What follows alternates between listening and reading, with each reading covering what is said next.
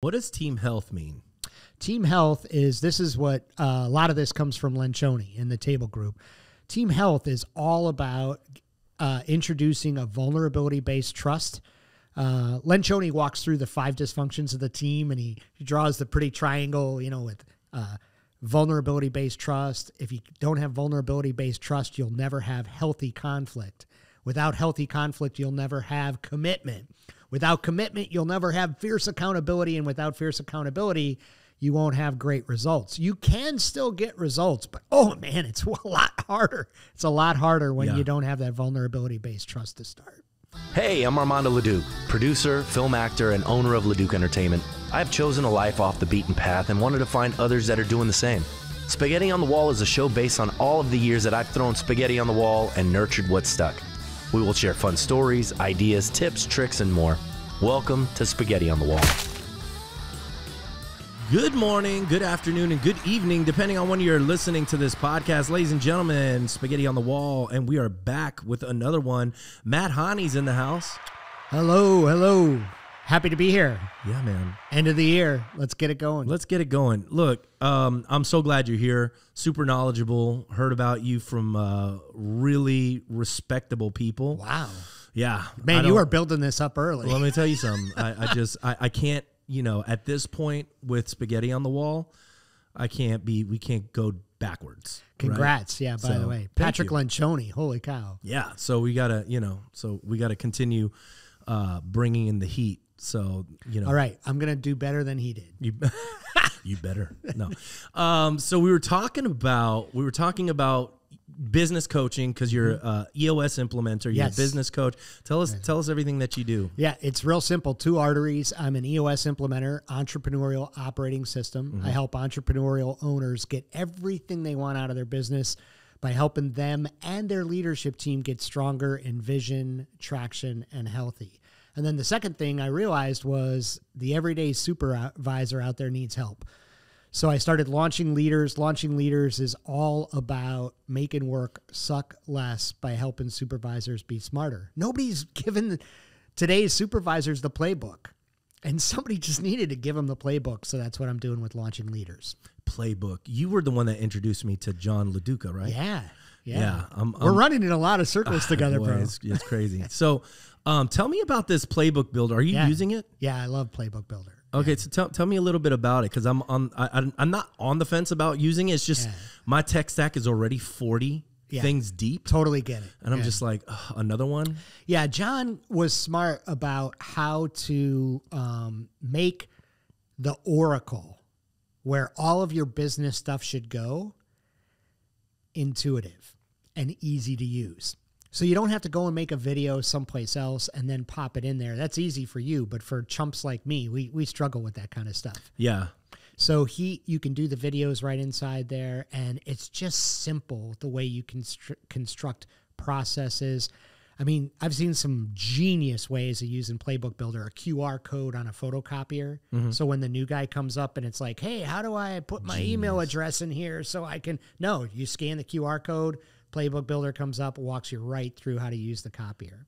That's genius. Now, wait, you want to go to the next level? Sure. Okay, think for a minute. Now, this isn't just Playbook Builder. This is Playbook Builder and some API and Zapier stuff going on. Man, we're already getting deep in tech. See, that's what I'm saying, man. The tech stack just like... So think about this for a minute. You own a fleet of vehicles, right? So somebody goes out with their phone and they scan the QR code on the side of the vehicle.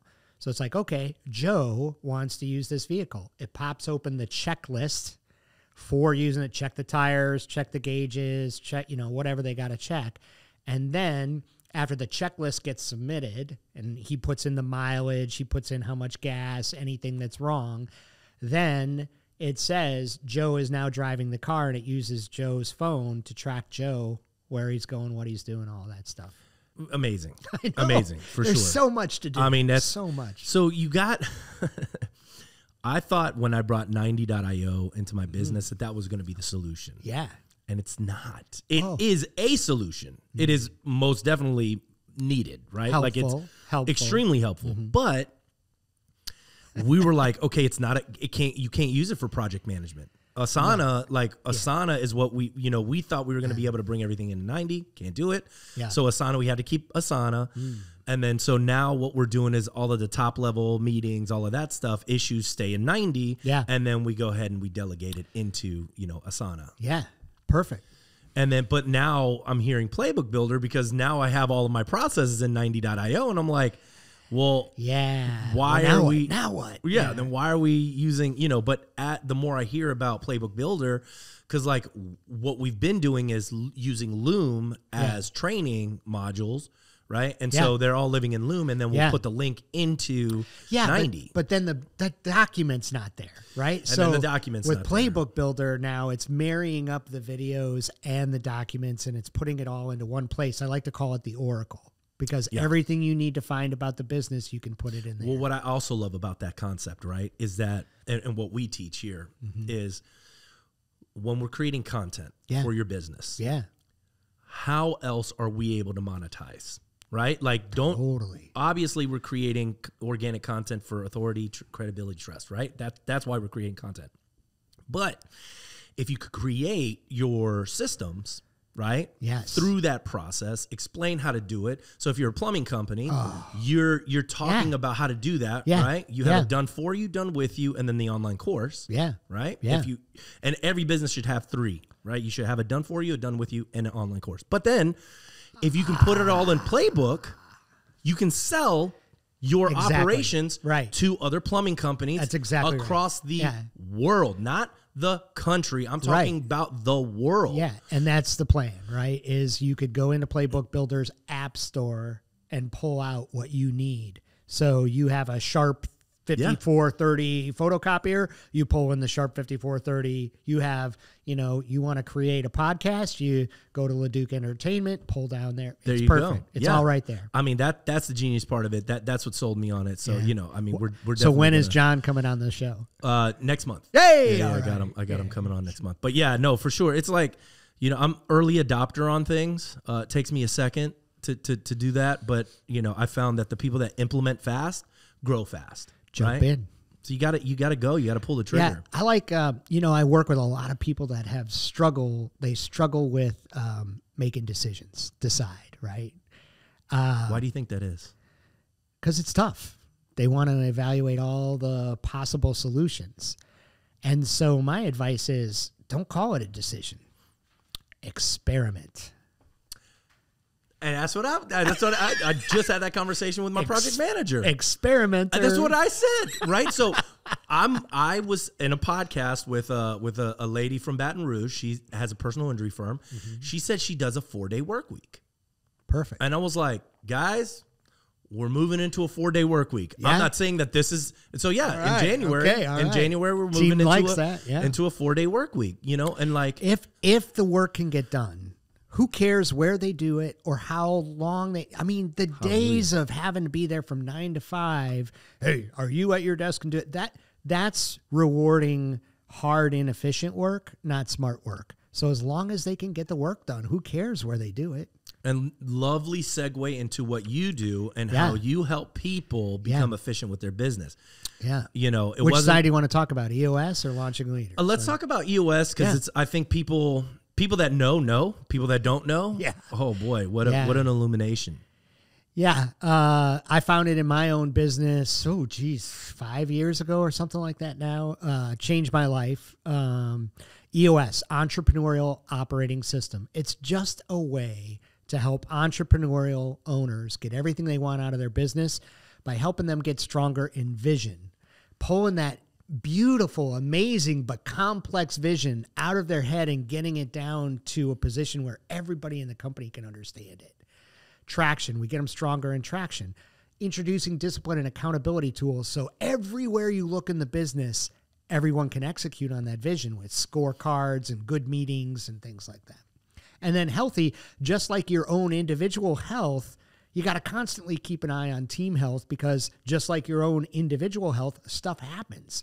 Internal, external factors. And so you have to constantly be looking at team health. So if we can get the leadership team stronger in vision, traction, and healthy, where the leadership team goes, so goes the rest of the organization.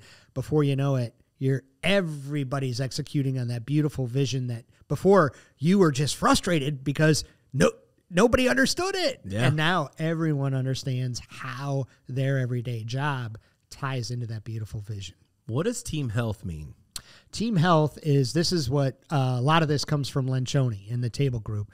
Team health is all about introducing a vulnerability-based trust. Lencioni walks through the 5 dysfunctions of the team, and he draws the pretty triangle, with vulnerability-based trust. If you don't have vulnerability-based trust, you'll never have healthy conflict. Without healthy conflict, you'll never have commitment.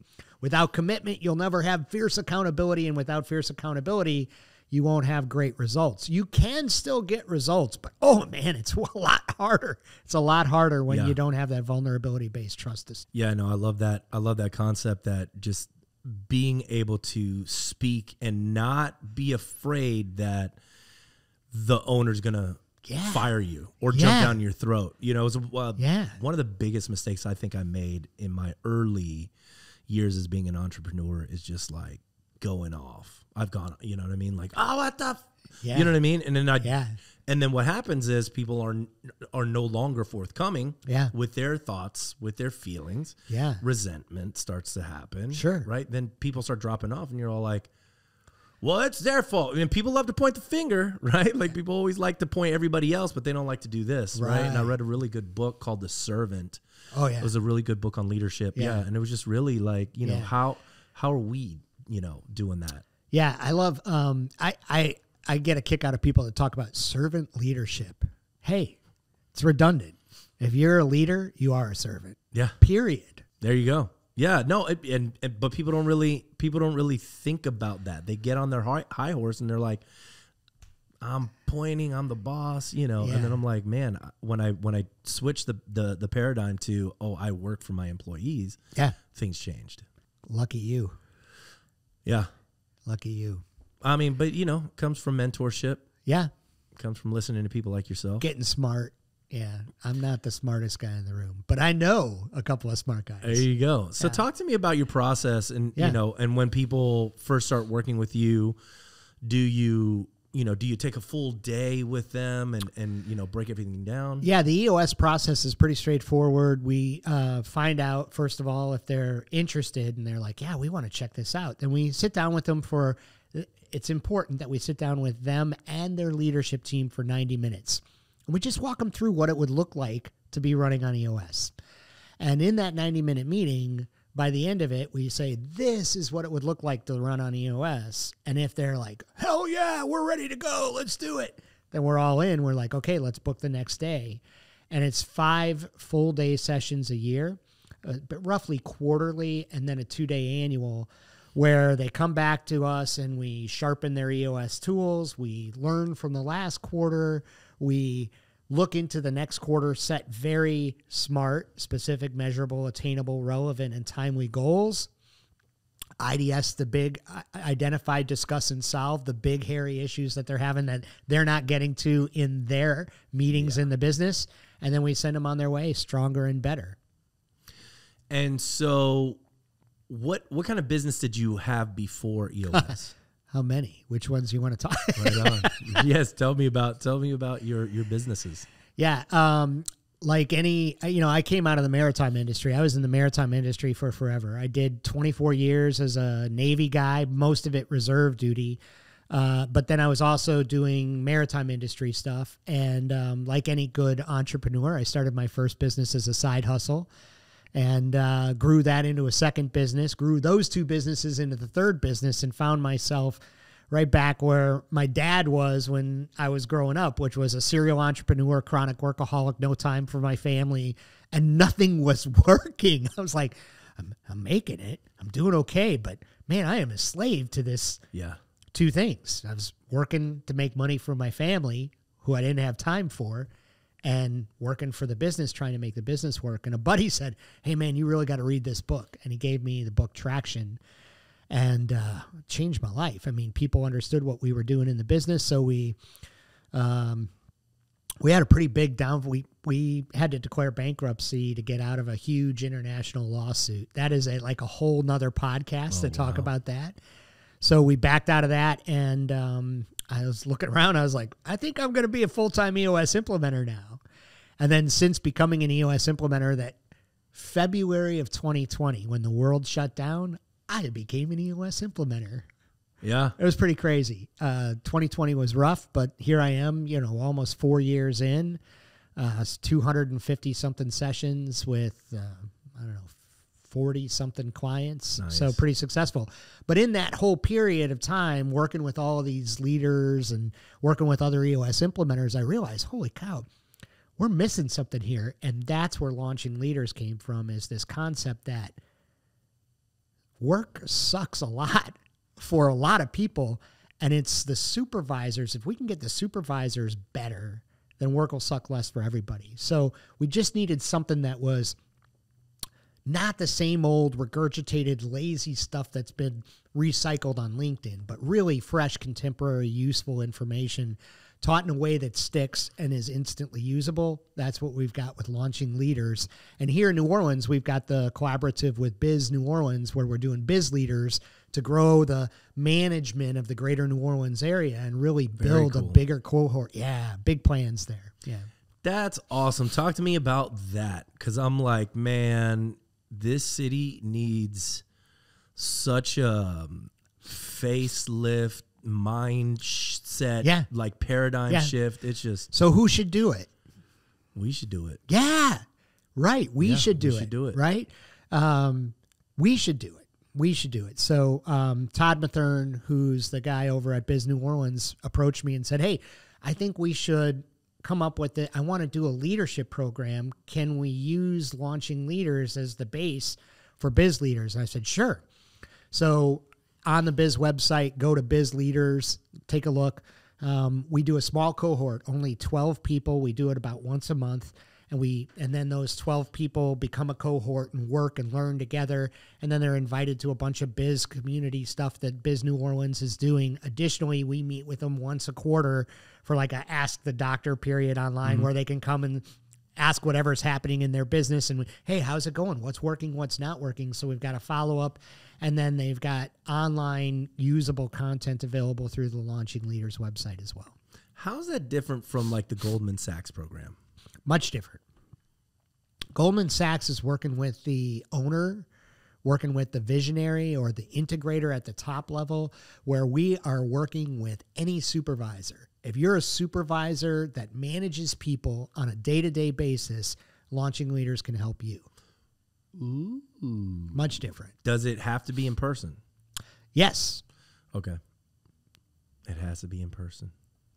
That's me. I tried it on Zoom. We beta tested the crap out of this thing. And we realized that the three uniques, the three magical pieces of this are, it's fresh contemporary information, usable for any supervisor, right?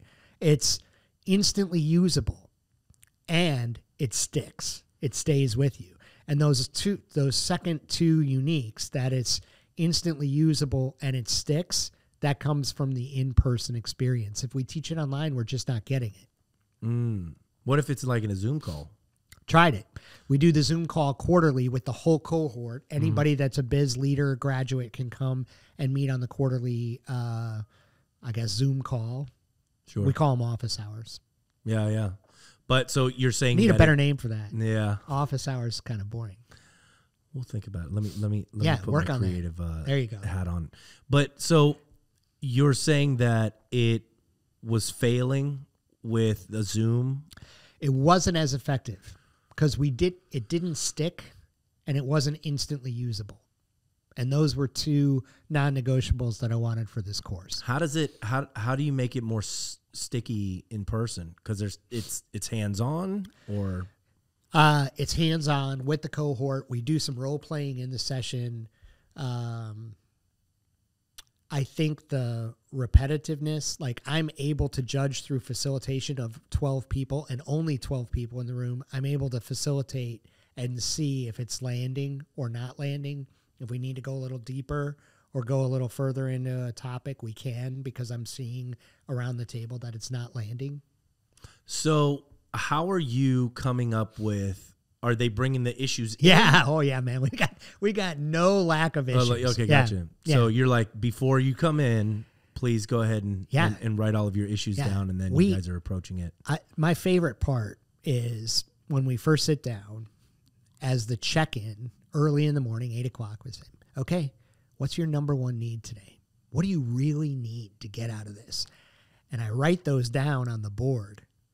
And as we go through the day, we come back from a break, I say, okay, let's just check in. How are we doing? Have we met this? Have we met? And by the end of the day, we've met all 12 needs on the board. Every time. Haven't missed yet. I'm developing a process from all of my years doing improv. Yeah. And have you ever done improv? I want to. I think you have the personality for it. It's one of my core values. Yes, and. Yeah. There you go. So, I've taken improv in LA. I've taken improv all over. Been doing improv for years. And I was like, why can't we take the concept, right? The improv games that create these moments where you're able to get out of your head, right? And sort of be more creative. Lose face enough, right? Lose face enough to vulnerability-based trust. And there you go, right? Yeah. So people are so scared now about what other people think. Yeah. Who cares? Be you. Who cares? Gino Wickman talks a lot. He's got a lot of new talks that he's doing. And the big thing that he talks about is, I think it was his 40th birthday, maybe 50th birthday. And he was freaked out. It was a surprise party, and he was freaked out because like his high school friends were there. His professional friends were there. His family was there. And he was a different guy to all those different people. No, man, just be one guy. And those that don't like it, let them go. Those that love it, hang out with them. True. No, I like that idea. So are you guys, when you bring it in, are you doing exercises to, like, you've developed exercises per issues? Like, how are you approaching that? Long term, the plan, phase 3. Phase 3 is that eventually Launching Leaders website will have a ton of role-playing scenarios, and it'll be the decision tree. So it'll be you and me talking about Choose your own adventure. Choose your own adventure. That's cool. And it starts, and we've got about 60, a little over 60 of these scenarios right now. You want more money, So I'm your direct supervisor. You want more money? Ready? Go. Armando. Right, how am I going to ask? Yeah, thanks for coming in and talking to me about wanting more money. Is that what we're doing today? And you would say, sure. Yeah, for sure. Yes. What makes you think that you need more money? So you're teaching this to my leadership team to ask for more money? Yeah. So why would I send them to you? I'd be like, hey, listen, this leadership, whatever, the team in the terrible program, terrible program. But here's the thing, right? Is we have to be able to have these vulnerability-based conversations. No, you're right. Yeah. And a lot of people don't even know where to start them. So eventually, phase 3 will be the online content on Launching Leaders, where you can go in and watch any of these currently 62 scenarios. I want more money. Joe's not doing his job, but I am. Why isn't Joe doing his job? I need more time off. I want to work from home. I want more authority in the company. We've got 62. No, I love that. Yeah. I had to take. It's so funny. My editor, who hadn't asked for a raise in like a year and a half, and I'm like, you need a raise. Yeah. And I was like, all right, let me coach you through this. So I'm teaching him how to ask me for more money. You know what I mean? Because they need that. Value is important. Teaching kids value is important. Everybody. So Dan Sullivan in Strategic Coach is really, really powerful on making sure the value is always bigger than the paycheck. Making sure that tomorrow has more value than today. And running everything from a value base. And as long as you're providing value, keep asking for more. That is the That is the thing. I keep telling, my employees, my salespeople, I'm like, that's the whole reason why you want to put out content, is that it is and don't just put out bullshit content. Like put out content that's like that you've worked on. Give it away. No. Yeah. But put it out there. But you have to be like, you have to have worked on it, right? Like you have to have been intentionally like you put the things out in a way where people know that, hey, this didn't just get thrown together. This was like equals value. And that's value. Yeah, that's the value. Yeah, not only are you giving them the information, but in the way you're giving it makes you look like, wow, this was actually spent time. Just because you think it's a good idea doesn't mean Hallelujah. And look, the audience will let you know very quickly whether or not it's a good idea. I have a lot of bad ideas. But sometimes, whoever said there's no such thing as a bad idea was full of crap. I don't know who said that, but yes. There's a lot of bad ideas, but sometimes we got to go through the bad ideas to get to the good ones. Participation trophies. Yeah. Oh, boy. Don't get me started on that. I think that's part of the problem with today's supervision. I think a big part of what we're lacking in supervisory skills today came from the participation trophy era. Now they're all in management, and nobody gave them the playbook. That's why I got launched. No, hey, hallelujah on that, because I had these cats coming out of college that don't know anything, that are like, I want $30 an hour. And I'm like, you don't know shit. Yeah. Like you don't know anything. What? Really, you really don't, so. $30 an hour. Huh. For what?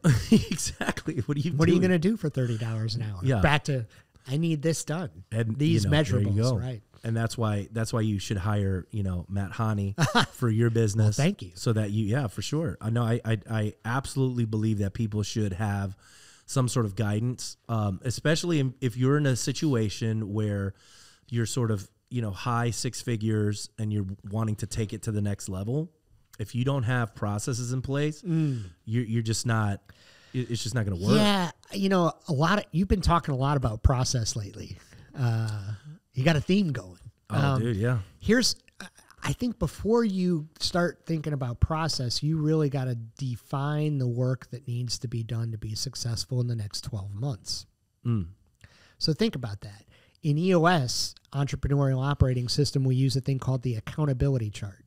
And the accountability chart, it looks like an organizational chart, but it's very much different because of the deliberate planning that goes into it to define the work that needs to be done to be successful in the next 12 months. Yeah. How many businesses do you know that went through that exercise? The people that I hang out with, all of them. Yeah. You must define the work that needs to be done. And then we go one step further and have you define that work in the form of function seats or boxes on the accountability chart, and then key roles in that box. And then those key roles lead you to the measurables. Hey, this is how I know you're off track. This is how I know you're doing your job. If these numbers are green, I'm leaving you alone. Because this is the work that needs to be done to be successful in the next 12 months. So before you get to process, you really got to define the work that needs to be done. Yeah. Baseball analogy. Well, before that, you got to figure out what you want. You got to be intentional about what it is that you want, right? My clients make fun of me. One of our mutual friends, Rufus, used to laugh all the time. He'd be like, make fun of me. He'd be like, there he goes again. What do you want? What do you want? All my clients make fun of me because I'm constantly asking them, what do you want? Yeah. Let's be honest about what do you want. Great way to get rid of passive-aggressive behavior in a conversation. Use I want and I feel conversations. Yeah, I learned that a long time ago in dealing with my my wife. Can't just... Yeah, you can tell me what to do or how to do it, but not both. Yeah. Yeah, I like that. Marriage but like when I started saying, I feel like, instead of just announcing it as if it was... We are dropping some bombs today. Yeah, I know it. Nuggets. As long as I stayed away from decrees and absolutes, that's my thing. It's like, look, just... Absolutes. Yeah, when it's always this, you always do this, and you're always doing that. I'm like, that's an absolute, and that's not a true statement. Like, that's just not a true statement. Yeah, a coach of mine told me, 85% of every conversation is bullshit. Find the 15% that's fact and start there. There you go. Goes back to it. I read a book, The Ultimate Sales Machine by Chet Holmes. Have you read it? Don't know that one. Oof. Ultimate Sales Fantastic Machine. book. All right. But it talks about one of the things it says is, people are only going to remember 17% of a conversation. and that's only if they're like physically looking at you, not messing with their phone. It's just like all my attention is here listening to you. Yeah.